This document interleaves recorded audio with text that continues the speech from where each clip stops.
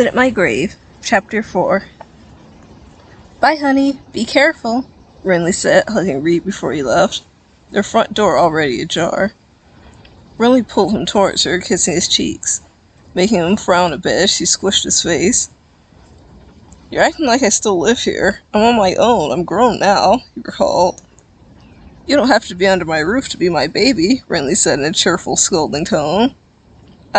He began saying, when he was interrupted by his car horn. He looked out where Arden put his hands up as if to ask what the holdup was. Oh, you better get going, Renly said. Yeah. Hey, Arden, if you want to keep that hand, keep it off my horn, Reed yelled back. Arden just flipped him off before slumping back into his passenger seat. Yeah, you too, Reed mumbled. I wish you two wouldn't do that, Renly fussed. Reed shrugged before hugging her again. See you later, he told her. Bye, baby, and, rock out, or, roll on, she said, smiling brightly, sticking out her tongue. Yeah, for sure, Ma, Reed chuckled. I love you, Renly called to him as he was going off towards his car. Reed turned around upon hearing that. He made a heart towards her with his hands. Love you, he said back. Renly laughed, shaking her head, the familiar gesture, soon going back in once Reed had made into the car. Took you long enough. I thought you said you were going to be late, Arden questioned. Testy. What, did you get scared waiting in the dark? Reed teased, making spooky fingers at him, laughing as he placed his hands on the steering wheel. I just want to get this night over with, Arden muttered, sinking down into his seat. The two began cruising down the road, passing by houses and streetlights. The windows were cracked open a bit, letting the night air blow in. How about some tunes? Reed said, popping in one of his CDs. I'm already going to have to hear your music later. Do you have to torture me now? Arden questioned with a sigh. Oh? Reed arched an eyebrow, glancing at Arden, the back of the road. You don't like my music? He asked. Is this a trick question? Arden sneered. Ooh, ouch, what a burn, Reed said sarcastically, turning a corner, getting closer to Gallen's house. So what's the plan after graduation? College? Reed asked. No. Why do you care? Arden asked, looking back at him. Just a question. It's expensive, Reed replied, shrugging. Who cares? Dad will pay for it anyways, Arden mumbled. He leaned forward on the dashboard, looking up at the twinkling night sky, feeling the wind flowing through his hair. Reed glanced at him again. He kept quiet, though, and looked back at the road. When do you think he's flying in?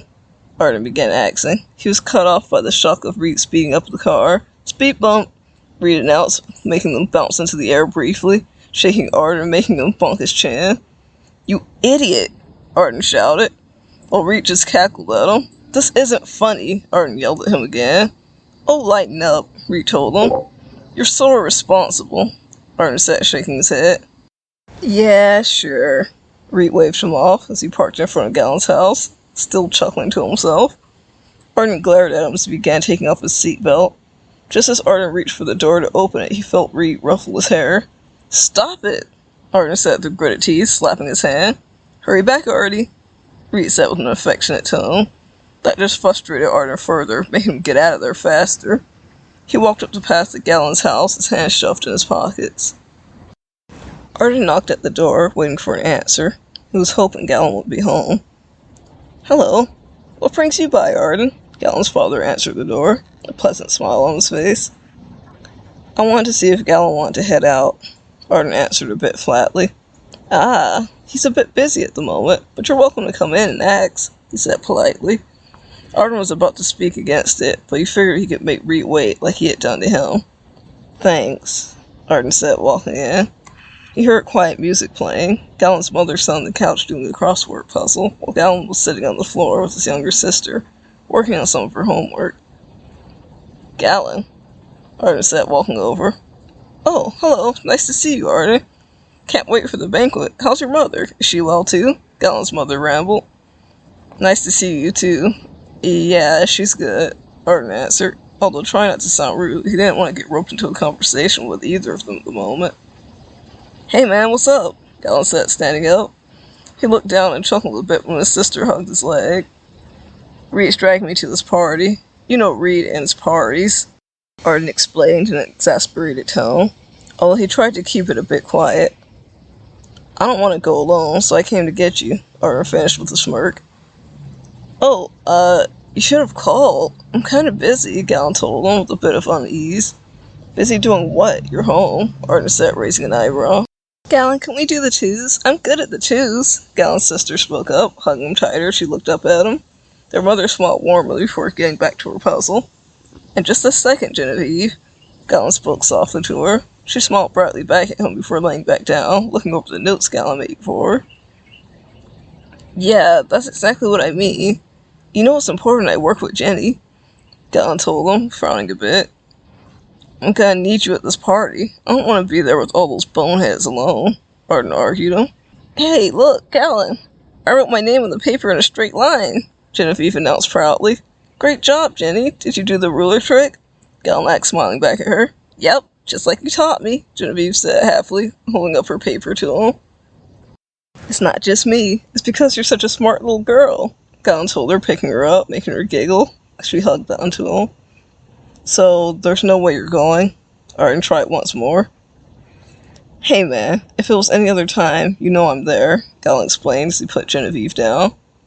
Gotcha, Arden said, nodding in understanding, although he was disappointed. Arden and Gallon were friends, best friends. Arden hardly could or wanted to remember a time before they talked to each other. He hadn't had many people wanting to be around him before Gallon.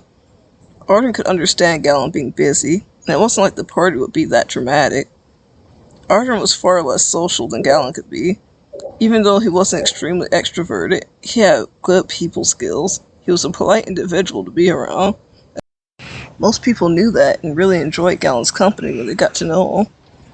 Hey, I'll see ya, Gallon said, giving Arden a half-armed hug, patting his back.